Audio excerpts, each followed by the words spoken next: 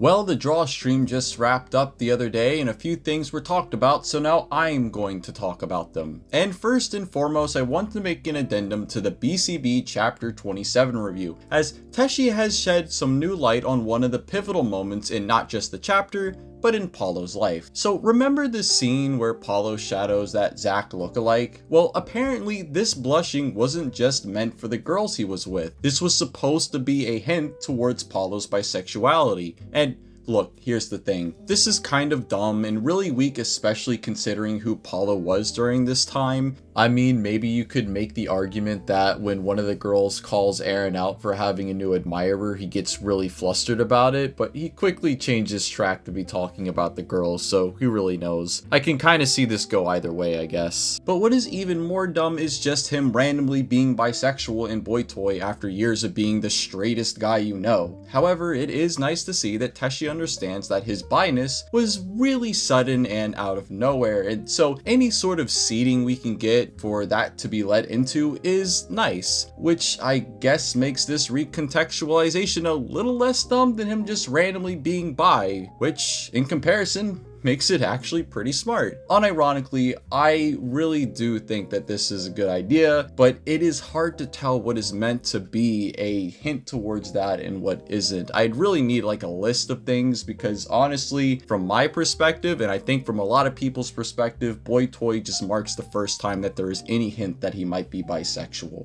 I am all for Teshi setting this arc up better, but I still stand by the fact that his journey into being bi should have been tied directly to James. Of course, this would require a massive rewrite of the entire middle section of the comic, so I get why she wouldn't want to do that. And speaking of James and Paulo, Teshi has officially killed the ship deader than ever before.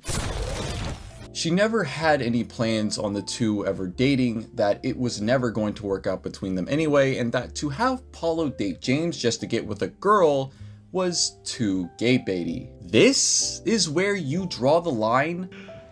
You serious? So this scene isn't too gay baity, a kiss that comes out of nowhere to a guy that has been straight the entire time and has had no interest in guys, and he blushes a little bit, that ultimately means nothing and actively goes against that character's feelings as he explains them in New Year's resolution. But Paulo dating James, a guy he has had a crush on since forever, and the natural conclusion to him accepting he likes guys is too gay baity. Paulo has flirted and dated with so many girls that went nowhere, so why is that okay but him dating a guy isn't? Is this real life? Moving on, Teshi was speculating who to actually ship James with, David or Abby.